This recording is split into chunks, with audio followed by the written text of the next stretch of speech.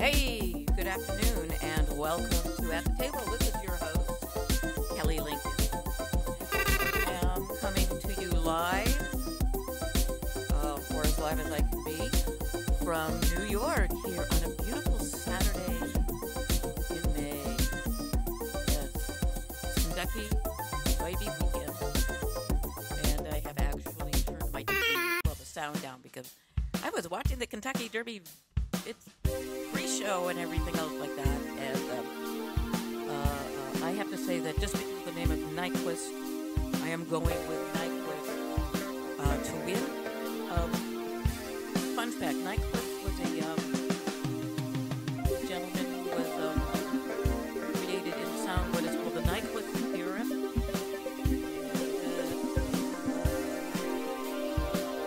Let's give a little bit of information about that. Aren't you lucky peoples? And below me what you're hearing is some stuff that I composed when GarageBand was still letting me podcast. Yeah, Apple still got some people peeved about it. No podcast template for them to use. And I agree, it would be really nice if they could go back to doing that, because sometimes you need the pre-recorded templates, and some people just aren't as into the minutia of doing sound. They just want something that they can play the music on. They start talking, the music drops beneath them. You're probably underneath right now.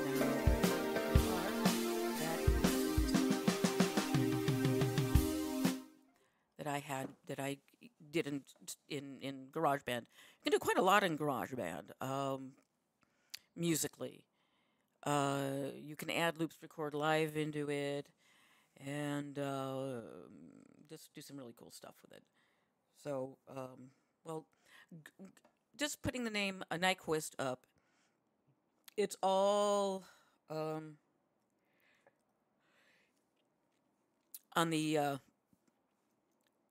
Kentucky Derby horse, on the favorite Nyquist is like 7-7. Is 7-0, has never lost a race. It's like really nice, beautiful horse, by the way.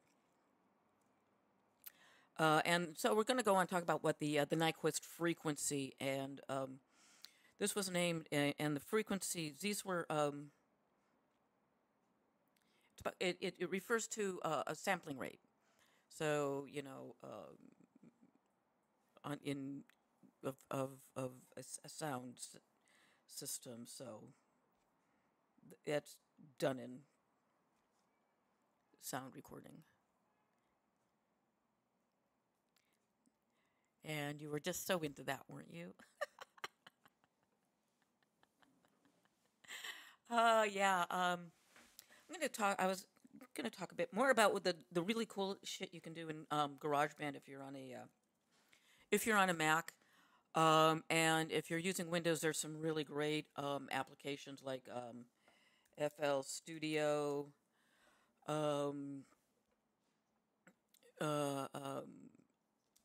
which will allow you to also create with music. There's Ableton Live,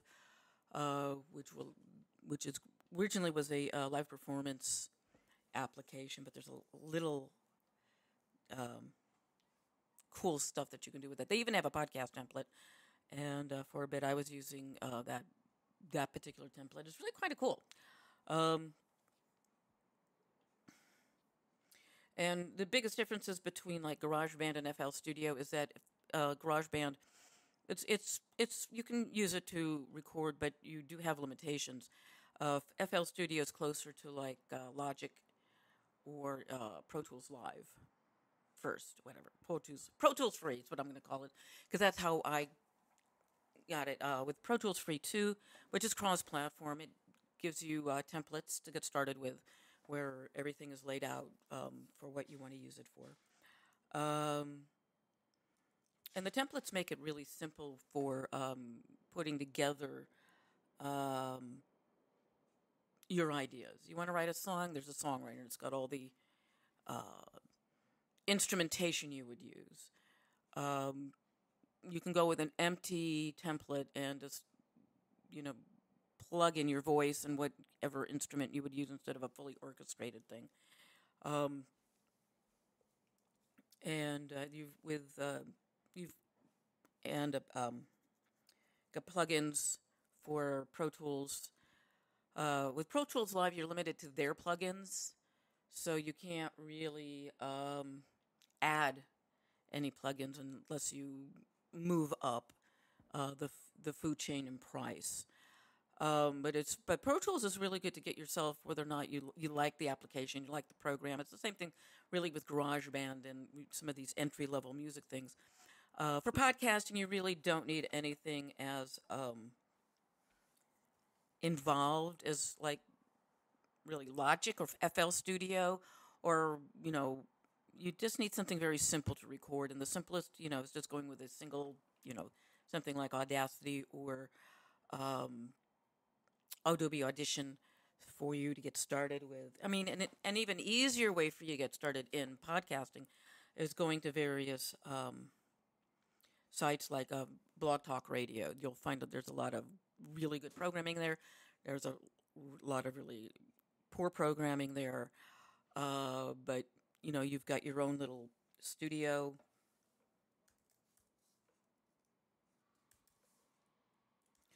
Where you've got your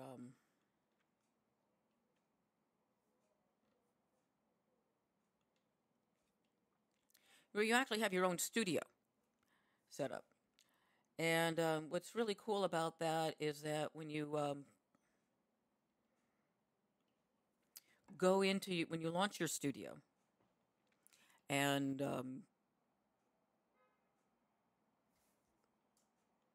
you have your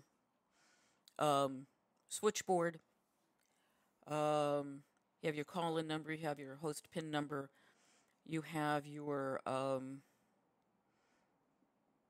guest call-in when you schedule a show. You can take Skype calls. There's also a little spot that tells you on air and runs your time and will keep you on time and will actually like disconnect you when your show is done. It also has a chat room and promotion things. So if you want to get into the basics of podcasting, that's the easiest. This is the easiest way to do it. Other sites like Podomatic, where I have two shows that I haven't really uploaded anything to because I want to some point re-up my professional, the pro for Podomatic, where it allows you to host more episodes. For hosting, for storage, I also will use a great site called archive.org and upload them with tags, and we'll send people there because I know it will live that the shows will live there forever, unless of course I've somehow managed to corrupt the audio during upload, or it's gotten corrupted during processing, which happened to a couple of my shows there. But what can I say? It happens.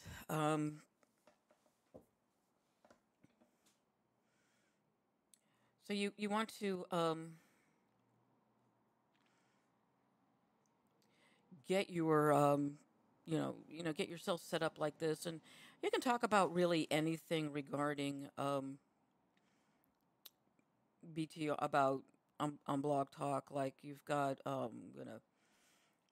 shows I follow on this brain injury radio, because I am living with a traumatic brain injury.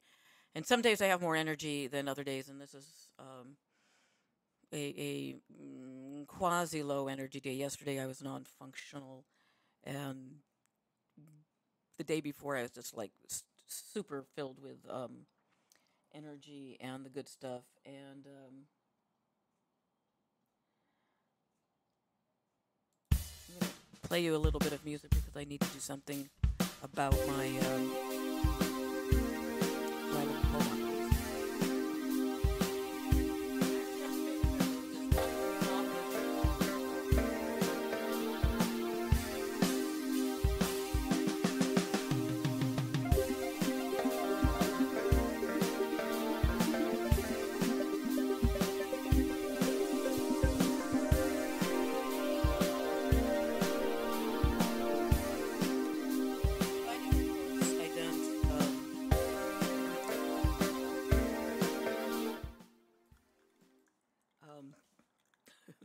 knock it over. I will soon have a nice, lovely cup of pour-over coffee. And it's spring in New York, which means it is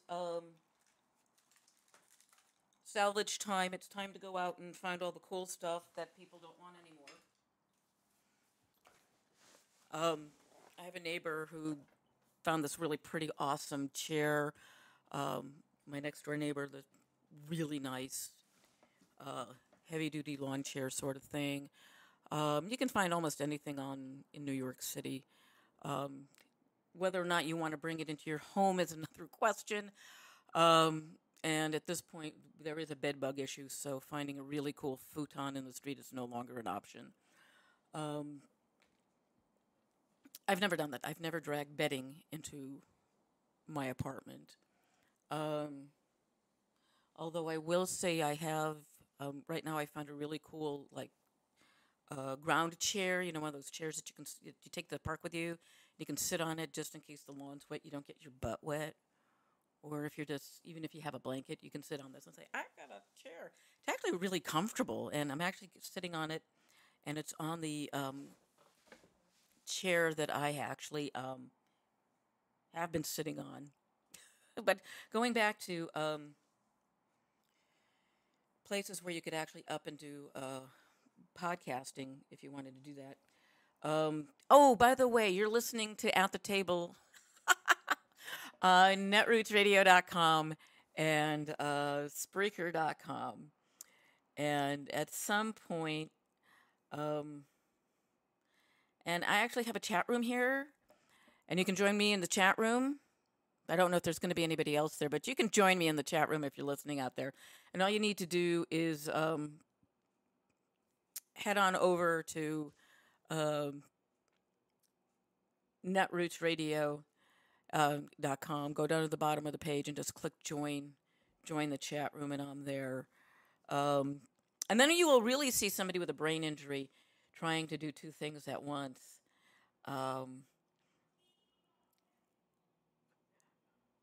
not really good at doing four things at the same time,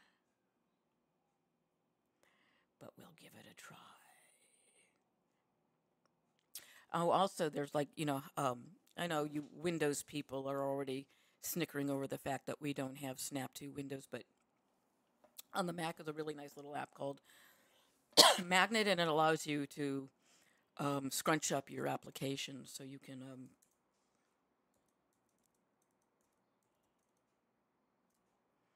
put them all over the damn place. Whoop. See, and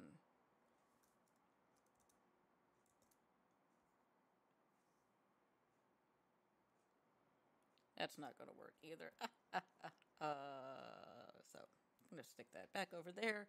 Yeah, so it allows you to have multiple windows open at the same time, and you can just rotate between them because you can actually see what's going on.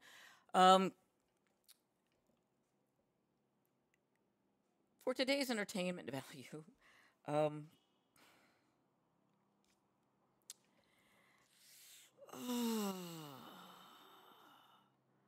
don't know if I really want to go there or not.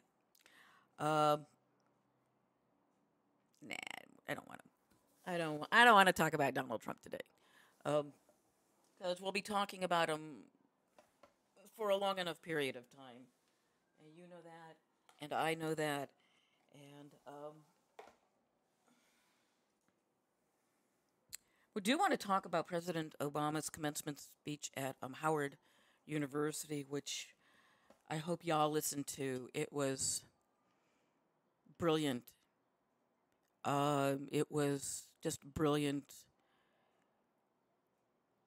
with the president talking to the class of 2016 about, to affect change, you have to act. You can't let other people do it for you, which is something that the president has always said. It's a lot of us, we elected the president and went, yay, change is coming, and then we didn't do anything, much as we do, after the general elections. We sit back and let our asses get tanned in the midterms because, hey, we've got this. We don't get out and vote again.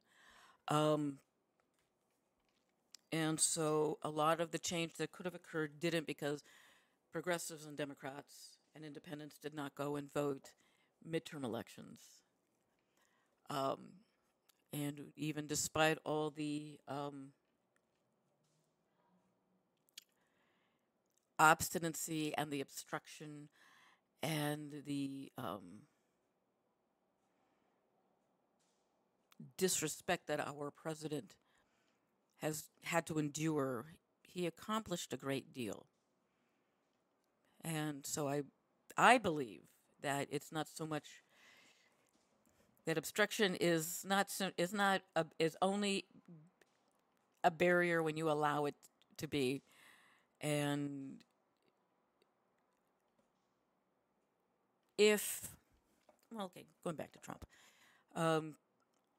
when Donald Trump spoke in West Virginia the other day to the coal miners, he said, "Don't waste your vote on next Tuesday. Don't save your vote for November." And he was telling, yes, indeed, he told men and women in West Virginia to not vote in this coming week's primary. There are 5 states that still are holding primaries, plus down-ticket races.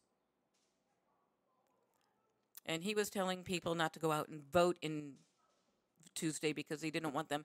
He wanted them to, quote unquote, save their vote, as if to imply that by voting Tuesday, they wouldn't be able to vote. They would have used their vote, their one vote, and they would not be able to go to the polls in November and vote. That's right. He so believes in that one person, one vote ideal that everybody who voted for him in the primaries can't vote for him in the general elections because they've already used their one vote. Oh, if only that were the case. But, the other things that are kind of distressing about Trump is his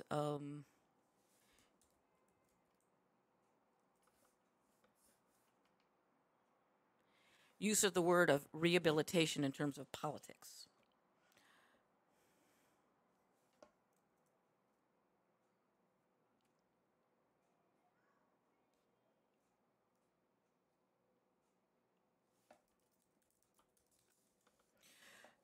People used to get sent to rehabilitation or re-education camps in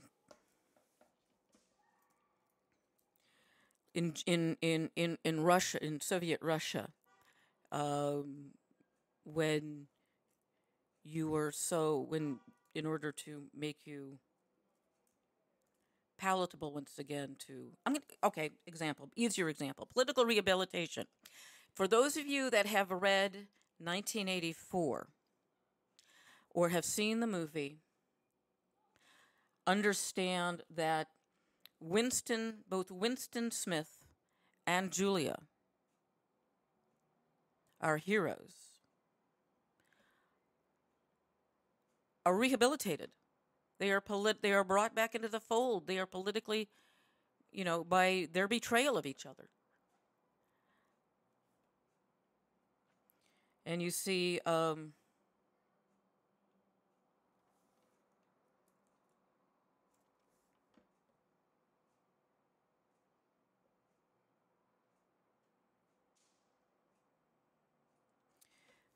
so you can bring people who go against the party themes or morals or whatever. You are rehabilitated. You were brought back into the fold. You repent of your political sin, and you are guiltless. Those that don't repent of those that do not repent of their political sins end up at the chestnut tree, where they are eventually betrayed and murdered.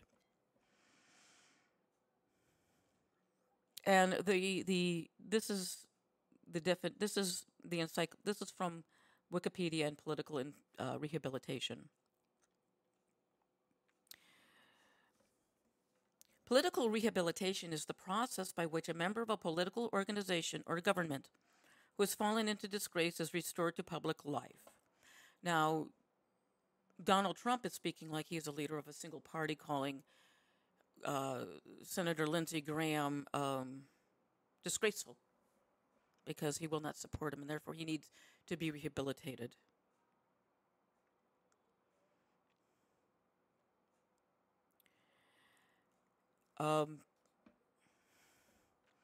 Goes on to say,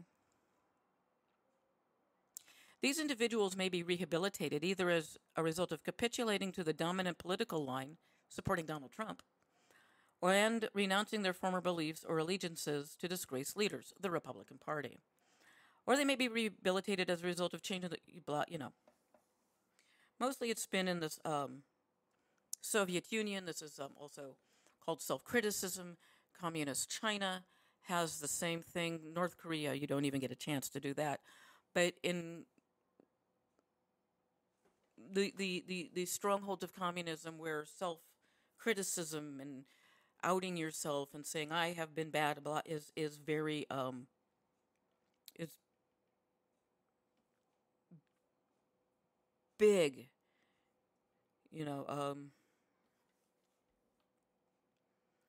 There's talking about Marco Rubio's political rehabilitation.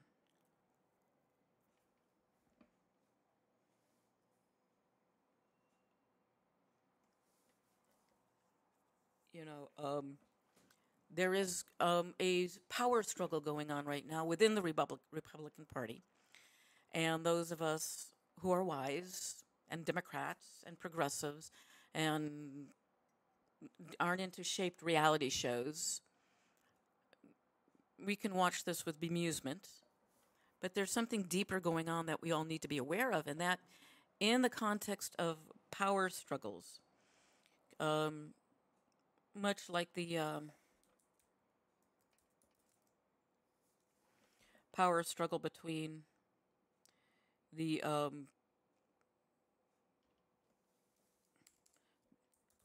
political wings of the French Revolution, which we get our left and our right wing from.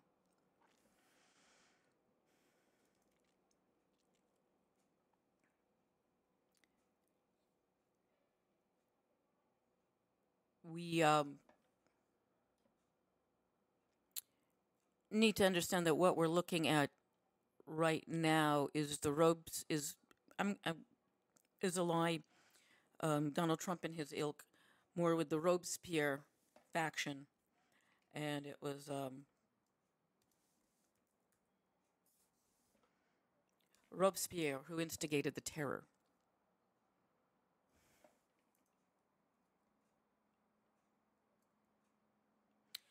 And the terror was the mass executions of the guillotine.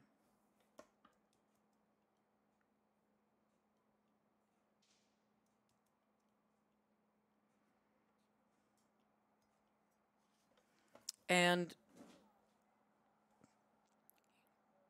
again, you have to remember, revolutions are started by the intelligentsia, the elites, and they use the lower classes as their cannon fodder.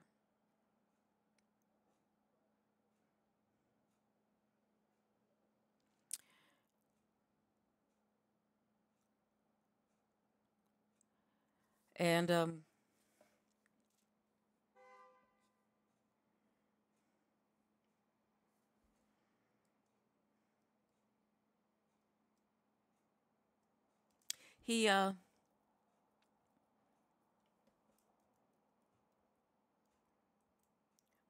when we think of the terror and the French Revolution, we're more or less thinking about Charles Dickens and A Tale of Two Cities,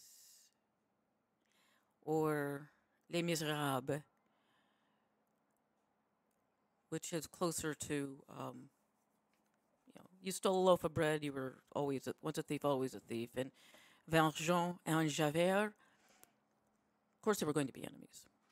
Javert represented seriously the Robespierrean type of law and order type.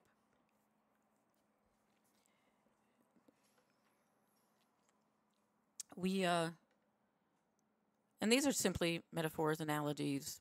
Can't really apply that to today because the circumstances actually are different today. In that the people who are going through a lot of turmoil in their economic lives, we're in a phase of another industrial revolution. And the Industrial Revolution of the 19th century displaced a lot of people who worked on the land, or they worked, or they handcrafted. With the introduction of machines, farmhands lost work. What were they to do? Where were they to go? They were driven from their lands. And it's similar today with automation. People who worked assembly lines found themselves being displaced by robotics. In the quest for cheaper and cheaper labor, so a product can be sold at a higher and higher price.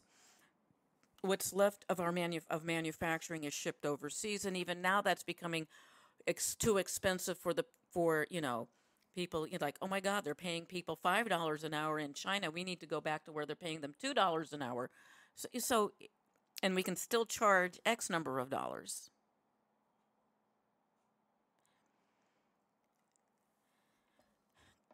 And you have people like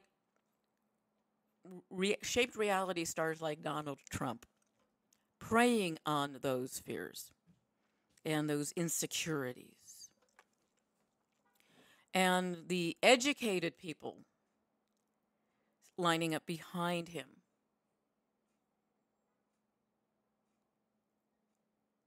are doing it because they know the outcome should he be frighteningly elected.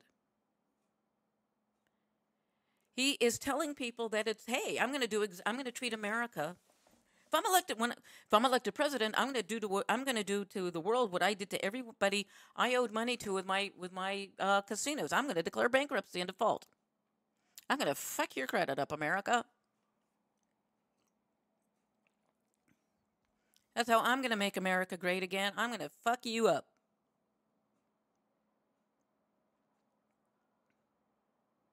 Last night, on a program on a cable station called Antenna, they are wonderfully showing the Tonight Show with Johnny Carson.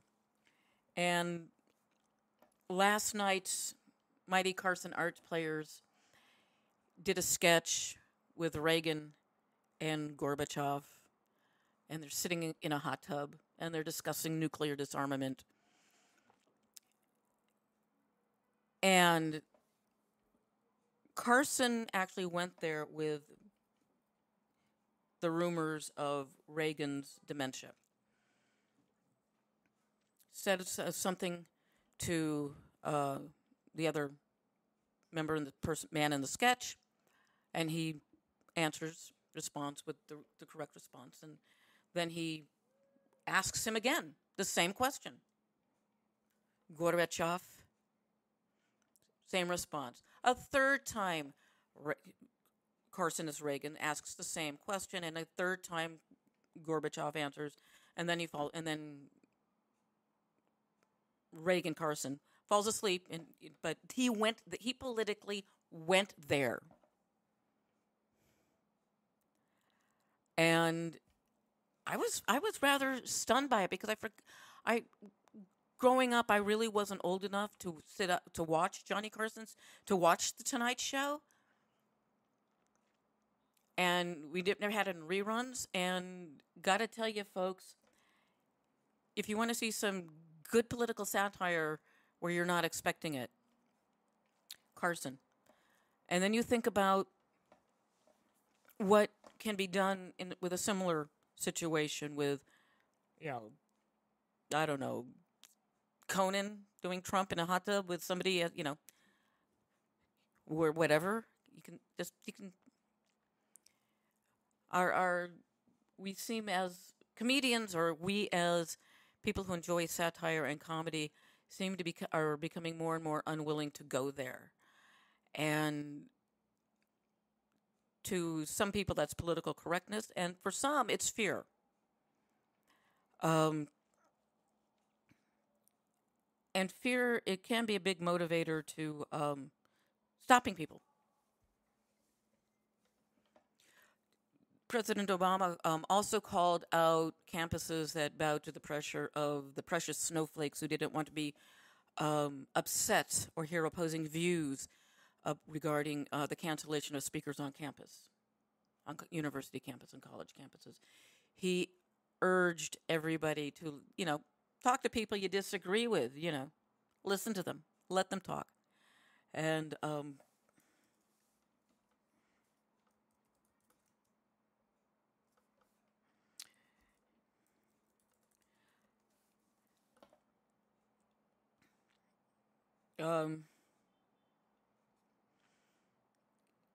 he had his grandmother.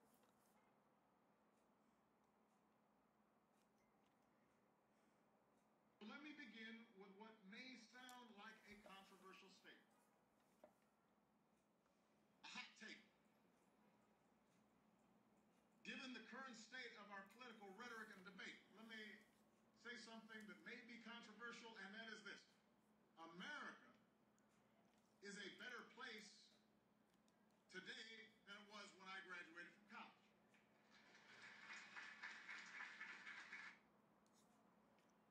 So he's okay. President Obama's grandmother told him, quote, "Every time a fool speaks, they are just advertising their own ignorance. Let them talk. Don't shout them down, just let them talk. Just let them talk." He goes on to say, listen, engage. If the other side has a point, learn from them. If they're wrong, rebut them, teach them, beat them on the battlefield of ideas. One thing I can guarantee you, you will have to deal with ignorance, hatred, racism, foolishness, trifling folks. I promise you, you will have to deal with all that at every stage of your life. That may not seem fair, but life has never been completely fair. And if you want to make life fair, then you've got to start with the world as it is. I think everybody who listens to him speak, who listens to the speech, will walk away a better American for it. I'm Jewish. I have to deal with the fact that people hate me because I'm Jewish. People hate me because I am female. I am hated because I'm not saying who I actually support for President of the United States. But we know it's not Trump, and But as a religious minority in the United States of America, I've had to deal with a lot of what African Americans have to deal with. Not on a daily basis. I don't have to fear, walking outside at any point and having a cop stop me simply because he doesn't like the religious symbol I'm wearing. I don't have to worry about being stopped because of the color of my skin or the accent that I speak with or the slang that I use. I don't have to worry that if I am stopped by a cop, I am going to end up dead on the street. But I sure as hell can work to stop that. And as an American citizen, I'm obligated to do that. Because if any one of my fellow Americans isn't safe walking down the street, then I am not safe walking down the street. Then no one is safe. And we need to be mindful of that. And you're listening to At the Table here on netrootsradio.com and Spreaker.com. You can find us on, netrootsradio.com. We stream 24/7. We have an awesome schedule of folks from Progressive Voices. We have our own original programming from Kagro in the morning Morning Drive Time. Got to listen to that, man. All the way to Katie Speaks. The After Show. Musique Sans Frontières. We've got some awesome, great, fun old radio shows that we broadcast. And, oh, by the way, Katie Speaks follows my show on netrootsradio.com at 7 p.m. Eastern Time, 4 p.m. Pacific Time. And all of our shows, you can listen to Netroots Radio on the TuneIn app. You can stream us again from our website. You can find us anywhere on the inner tubes. You can download our podcasts. We're an awesome group of folks.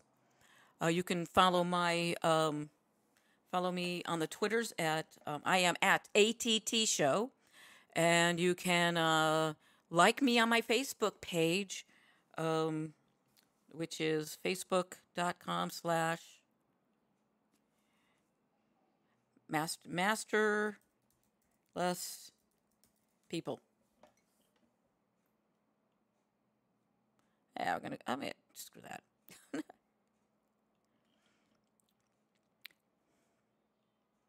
Yeah, facebook.com/masterless people. And that is my Facebook page. Come and like me. Engage with me. You never know, you know. I'm slowly building up my cadre.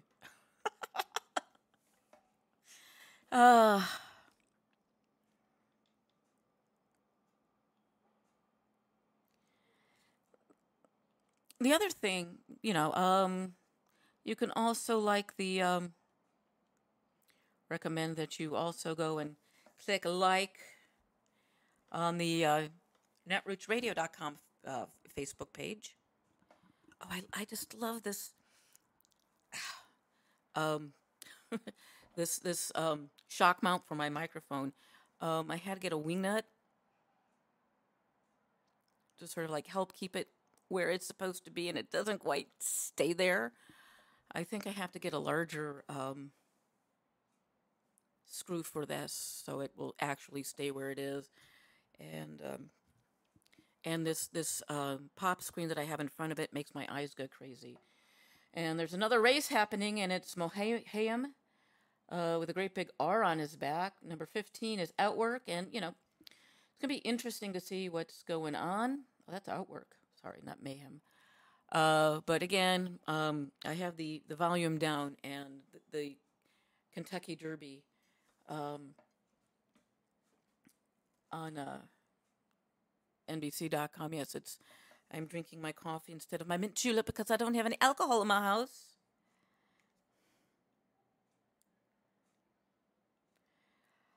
And,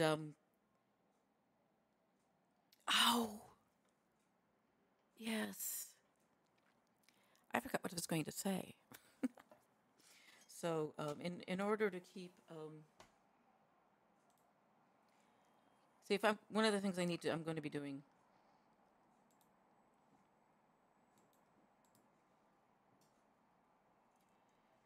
It's just going to be running a little bit of sound underneath this because sometimes I go south with dead air. Sometimes something else will kick in over, thinking that either my connection is dropped or I have doing this. And underneath, I'm playing some really sweet pod-safe music called from Plankton Watt called Hash Smuggler's Blues. I vape. I use an e-cigarette. And e-cigarette manufacturers have been howling for a very, very long time over regulating them. Because since they're unregulated, you could sell them to people under 18 years old. The FDA has decided to come in and start regulating the industry because there are some issues with vaping.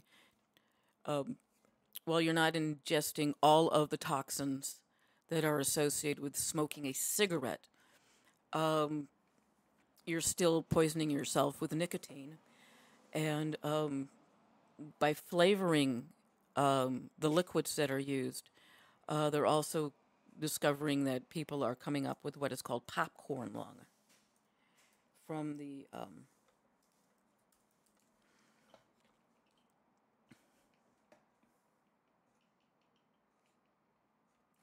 And right, there's some question as to um,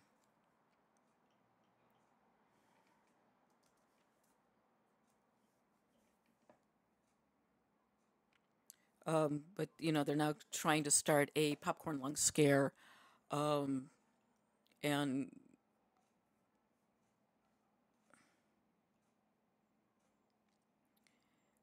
so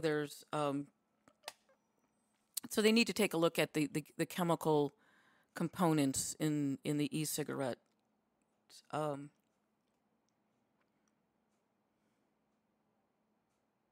and these are the flavorings that are used, because you're essentially inhaling something you eat into your lungs, and that can clog your bronchial tubes. Does it cause a disease? It's not, it's still not sure.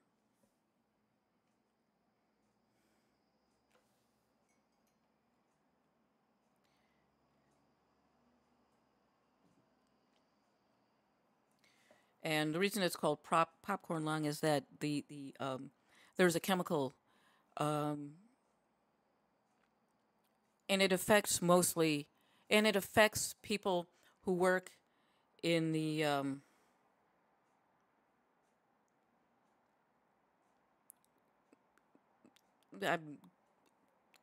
just gonna drop it, but it's nothing.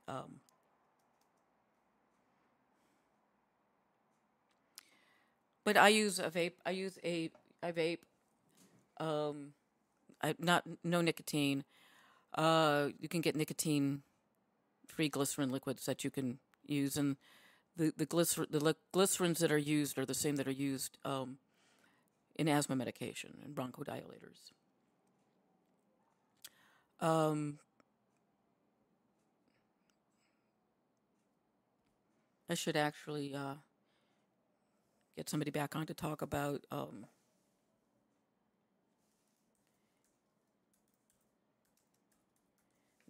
this.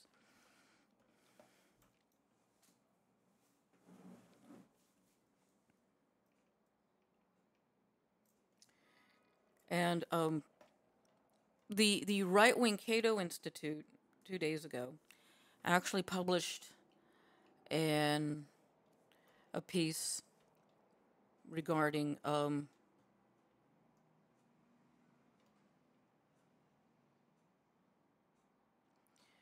the tobacco industry, the manufacturers of cigarettes, which when you inhale, you're inhaling more than just the nicotine. You're inhaling like a couple of hundred other chemicals into your lungs besides the nicotine.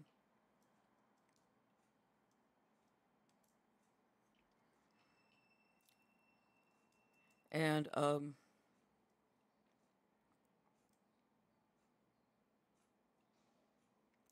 it started out with like you can't use um, e-cigarettes. There's no smoke; it's all water vapor, and yet you cannot. They're treated the same as cigarettes in restaurants and businesses. Um,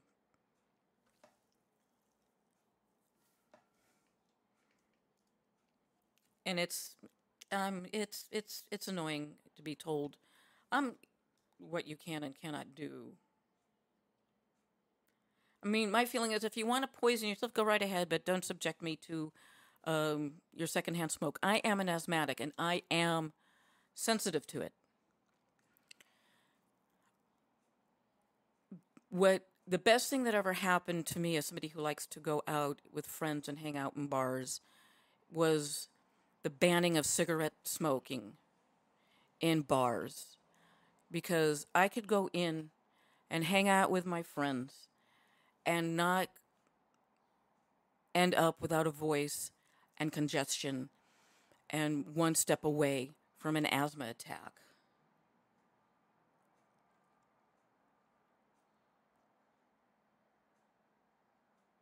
And that's important. Initially the restaurant owners, the bar owners were crying about the money they were going to. They've seen their business increase because now people can go into their spaces and enjoy their meals and actually taste the food. I could never understand how people could smoke what they eat. My mother was a 2-pack-a-day smoker. Well, not 2-pack-a-day, but she smoked. And she couldn't, and despite her addiction, she was able to put the cigarette down and out and enjoy her food.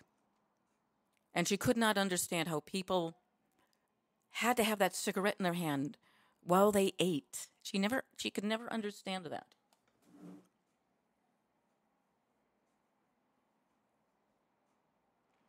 And we were all like right with her. Um,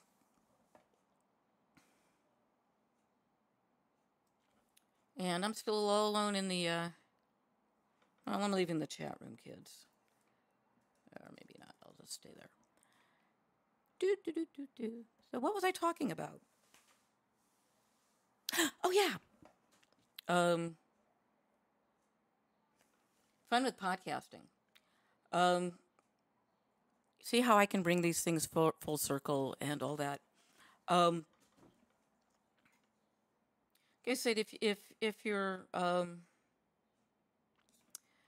not using a Mac, then you can find other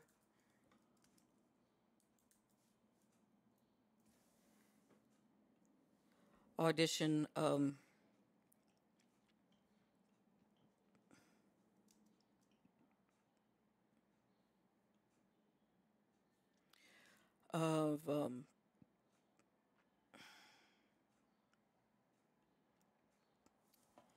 Adobe Audition. It used to be a really awesome program called Cool Edit Pro. And they've got a free version of it. You can, well, I'm just going to do a quick podcasting software for Mac.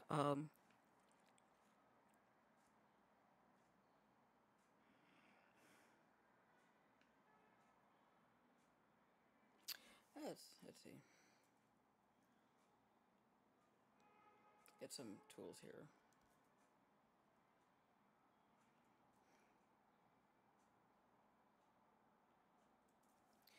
And I'm just going to some spots here to help you find some shit here. I'm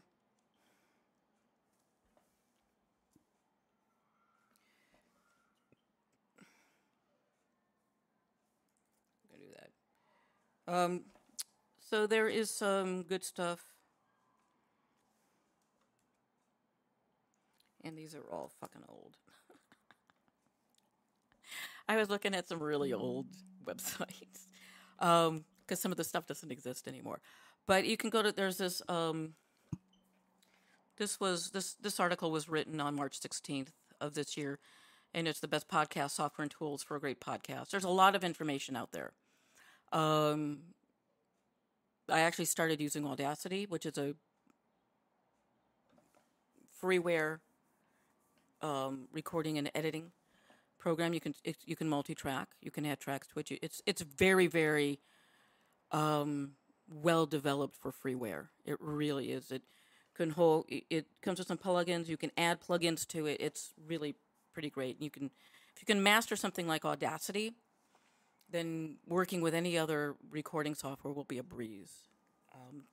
There's a book called Getting Started with Audacity, and I did the review by Betty Hinoda, Hinoda, and it's available from Pact Publishing, Pakt, and I did a review on the book.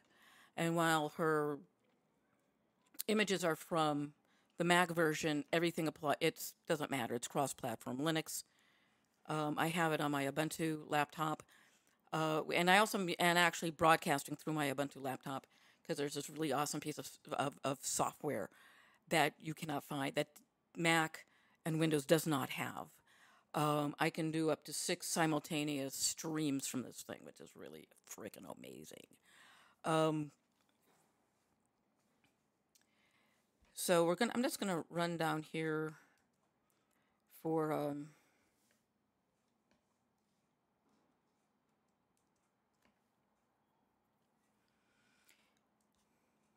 Yeah. Oh,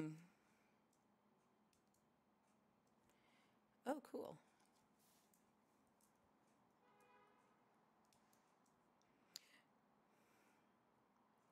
Yeah, I would recommend. Yeah, whatever works for you. But it seems to me that looking through here for PC users, that it's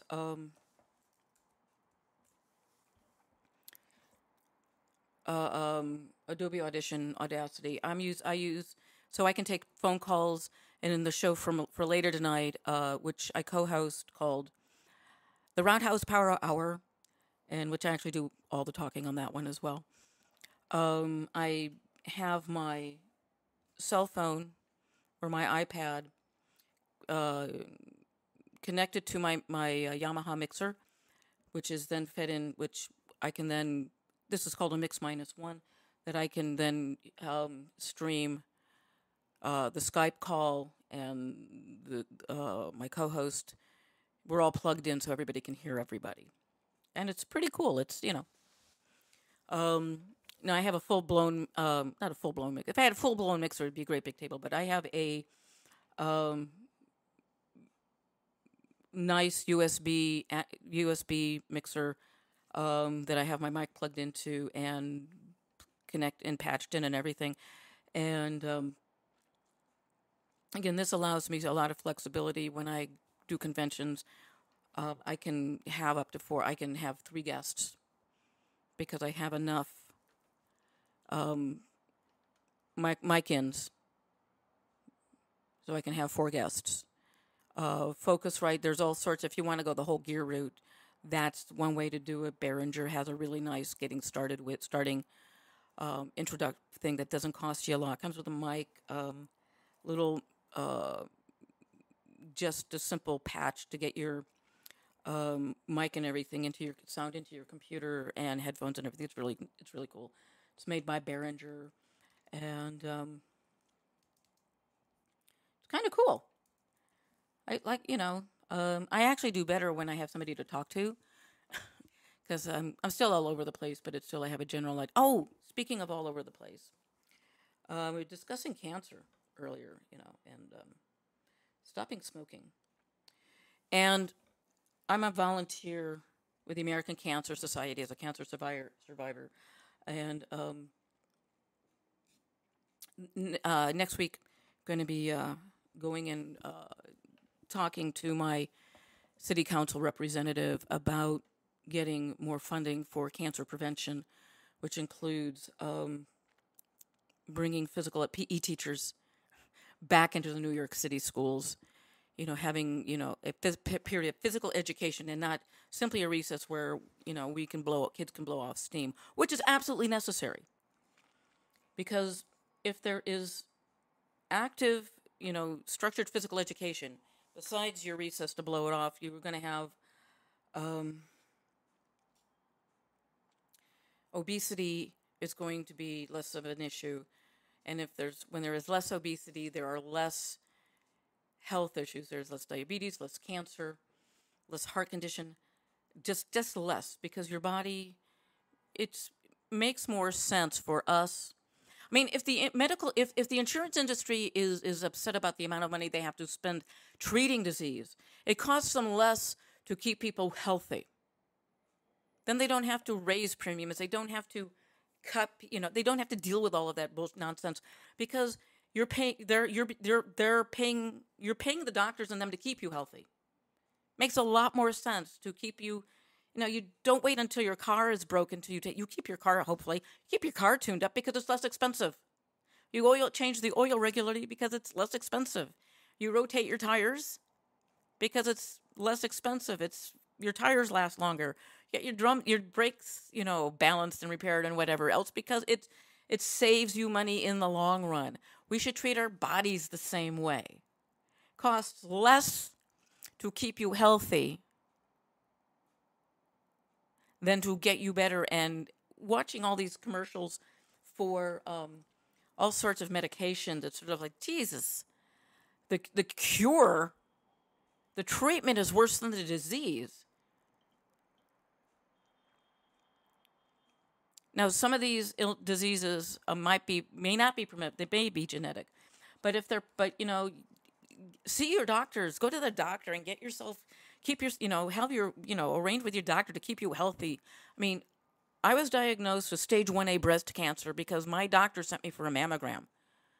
It could have, and it cost my insurance company a lot less to treat me for that stage 1A than it would have if I had been on stage 4.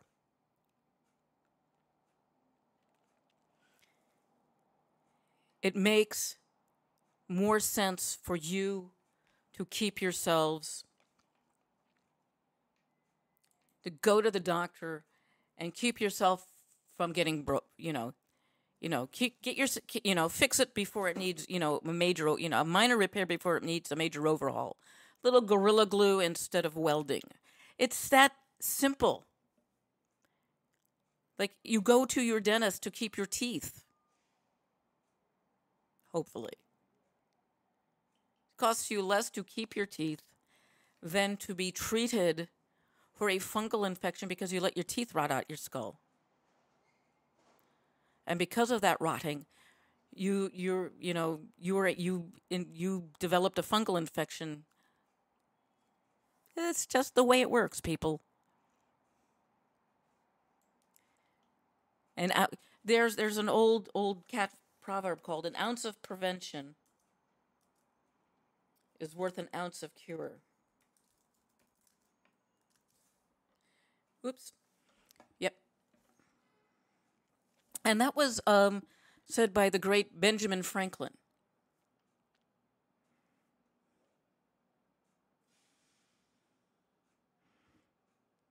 And it makes sense that same thing that you said, early to bed, early to rise, makes a man healthy, wealthy, and wise. Well, people might have scoffed at that, but science says go to bed early, get a good night's sleep, you wake up healthier. And it's getting close to that time when I have to say, and I will be saying thank you, and stay tuned for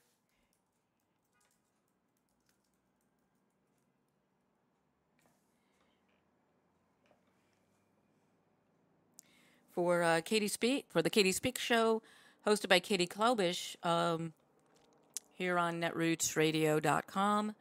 You can find also the Katie Speak Show on Facebook. Like her on Facebook. Like me on Facebook. Like Netroots Radio on Facebook. Like all of us on Facebook, because we are like the bestest and the coolest. And hey, dudes, I'm going to let you go out with some more music. Crayon Industries, South Shore Strut.